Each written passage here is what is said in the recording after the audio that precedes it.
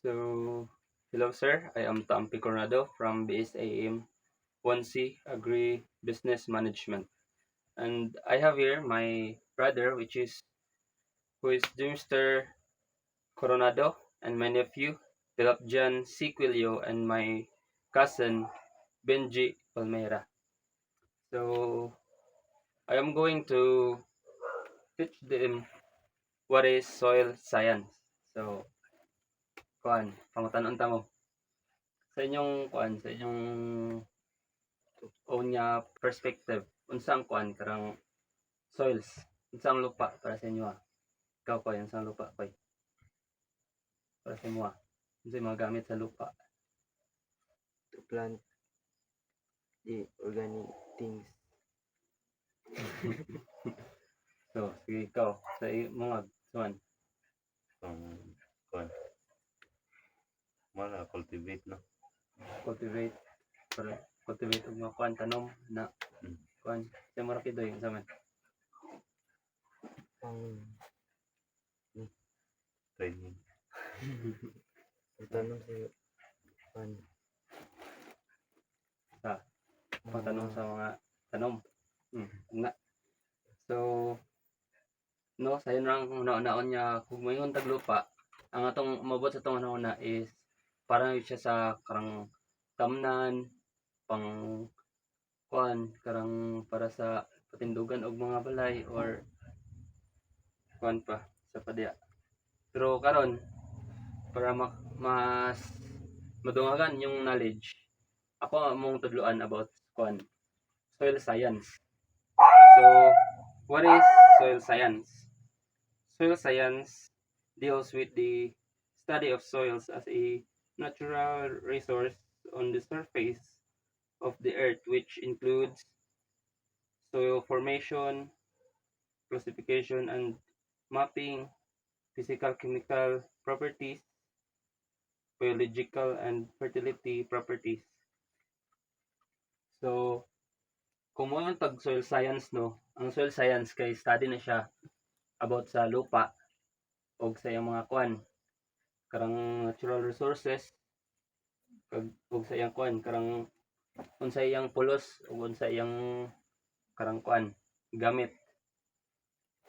So, nata dre soil formation, classification and mapping, physical and chemical properties, biological and fertility properties, properties in relation to their management for crop production. So, una soil fertility. So, ang soil fertility deals on the study of the inherent capacity of the soil to supply nutrient elements to their availability, evaluation of soil fertility status, use of fertilizer and soil amendments. So, ang soil fertility kay ang study na siya kung paano paano ga-supply ang soil og nutrients sa mga lupa ay sa mga tanom, unsa iyang capacity ug sa iyang karang unsa mga fertilizer ang kailangan nimo butang sa iya para mas motambok siya. Soil microbiology deals on the study of major groups of soil microorganisms, their ecology, biochemical activities in relation to soil fertility. So, ug mo ingon tag soil microbiology, sa word nga micro, gagmay gina siya. Karang mga bacteria, mga fungi, o mga unsa pa nga siya karang gapuyo. Soil conservation and management deals with the study of soil deterioration and its control, maintenance and improvement of soil fertility and productivity.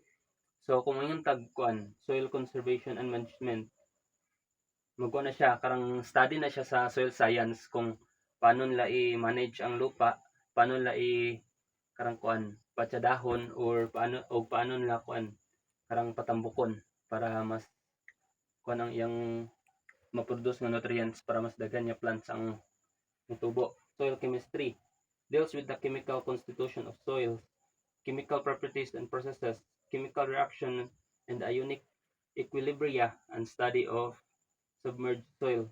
So kung yung tag soil chemistry, study po ni siya sa kwan about sa mga chemicals. Kay ang lupa, kung ang tawon mo na abin mo simple ra kayo pero daghan din na siya mga kwan karang makuha di ang mga chemicals na nitrogen, carbon dioxide, phosphorus, mga iron.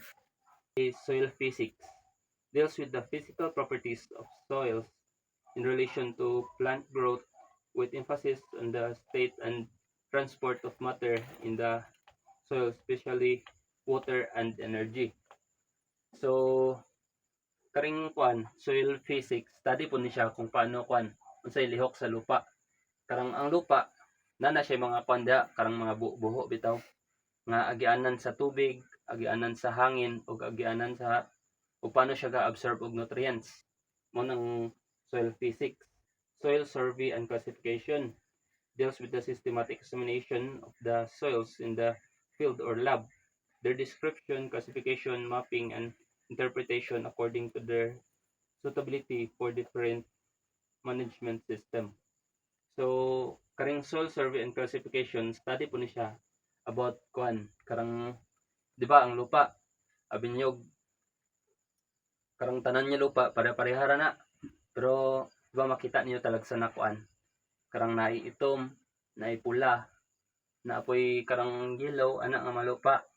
So diri na siya mosulod sa survey and classification kay ilang ang tawon kung kuan ba nga lupa karang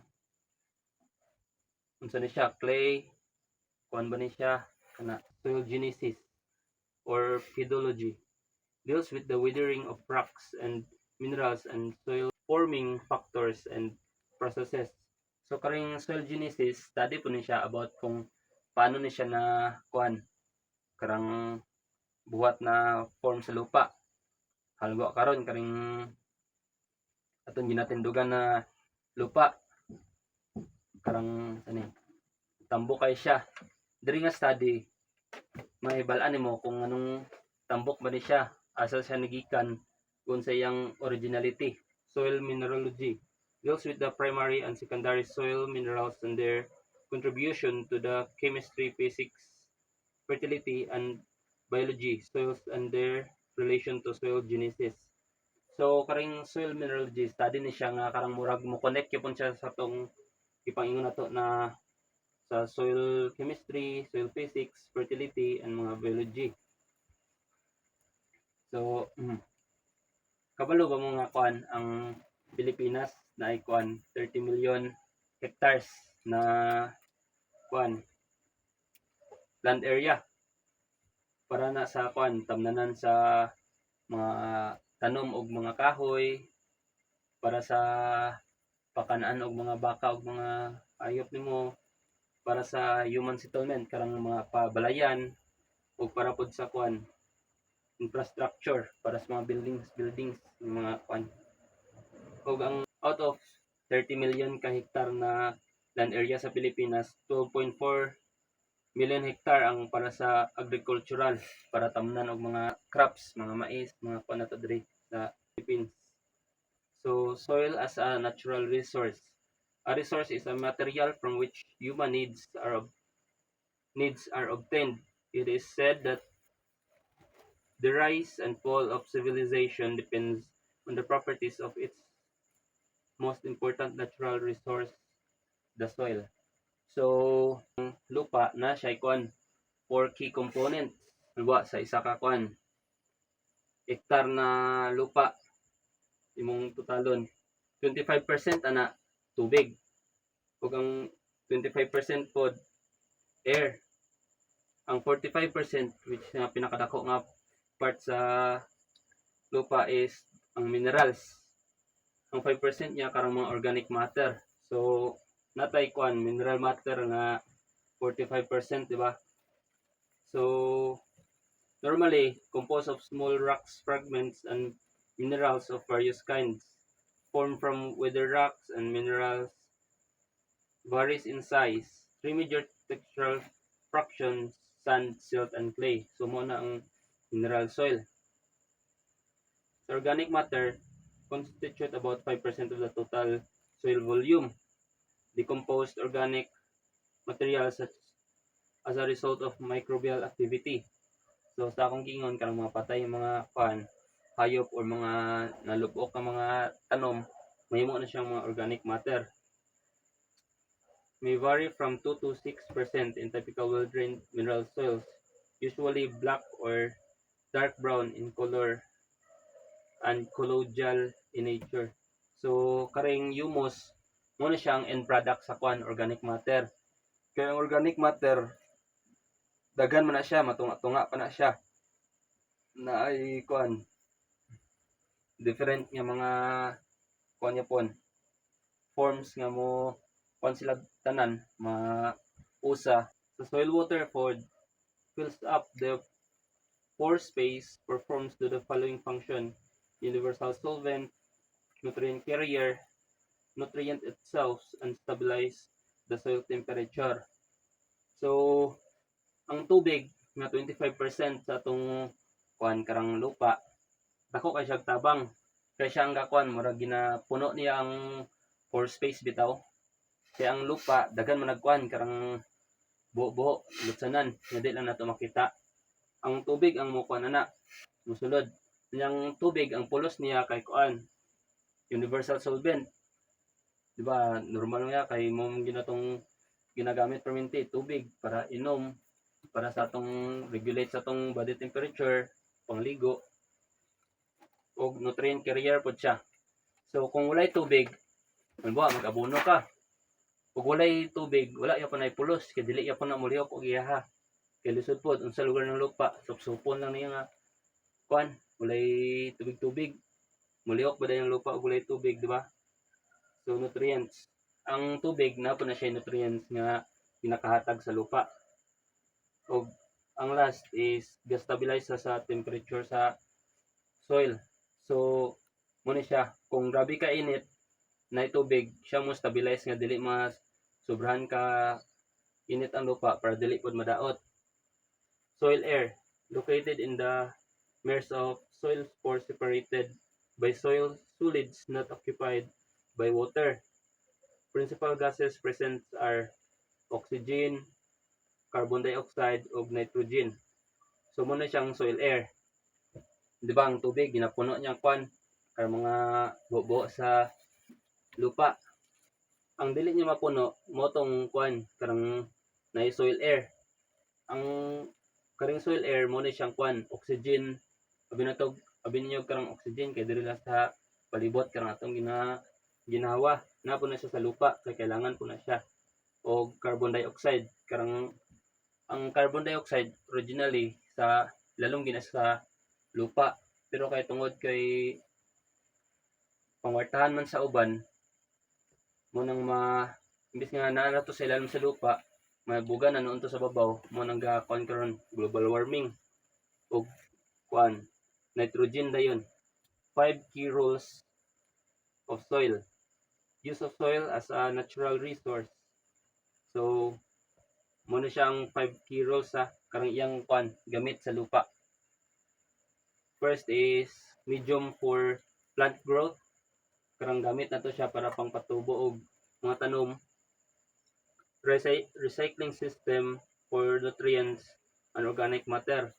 So ang lupa kuan po siya recycling system po na siya nato. Kaya di ba kita as humans pagawas may taghugaw. So lisod po bisagaasa nato na siya ikono. Labay-labay di ba? Kabantay mo magkalot yung tagkuan septic tank. Karang sulod sa septic tank sa ilalom sa lupa, iyan na siyang panon. Karang murag suyo po na nila i-recycle, mahimo na siyang nutrients para sa mga kuan tanom. Sunod is habitat for soil organisms. So balay po siya sa mga gagmay kay mga hayop, mga earthworms, mga kuan. Engineering medium o system for water supply and purification. Soil as a medium for plant growth.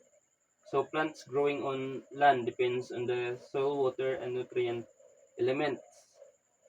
Food for human beings, feeds for animals, medicine, clothing, and shelter.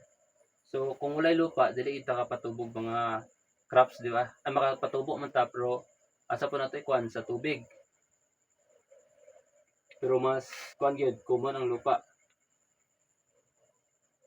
Tapos soil as a system that holds and purifies water. So tungod sa kuan karang lupa, ang mga tubig nga hugaw ma-purify na siya. Parehas gud nang sa mga sapa-sapa o karang kuan, di ba hugaw man na. Pero once moagi na sa kuan karang lupa, tapos di ba magkalot din ta kuan karang ni bubon ba bubon. Ma-purify ng kuan na ang tubig tungod kay niagi na siya, murag na filter na siya sa lupa. Soil as a medium for waste disposal and nutrient cycling. So as akong giingon, kuan na siya karang diya na to ginapang butang atong pan karang mga ugaw kay para ma-dispose siya, tas at the same time ma-recycle pod siya para sa karang pangpatubog mga tanom, mas mo patambok. Soil as habitat for soil organism, agent of organic matter, decomposition, source of antibiotics, soil mixing, phytoturbation. So organic matter decomposition, katong giingon ako sa inyo ba nga kwanti karang mga lata na mga living things mahimo siyang kwan organic matter and so on, mahimo siya kwan humus. Source of antibiotics, soil as an engineering medium. So kabalo man tanong nga kung walay lupa wala po tayo patindugan sa tong kwan mga buildings, mga infrastructure ug mga tulay diya. So ang lupa dili lang gid siya nato maingon nga pangpatubo lang gid siya kuan karang tanom, daghan gid siya kuan no gamit. Grabe gid siya ka importante kay og walay lupa dili pud ta mabuhi ng mga tao. So mura to ang matudlo nako about sa soil science, unta na mo'y kuan na learn di sa gamay. Thank you.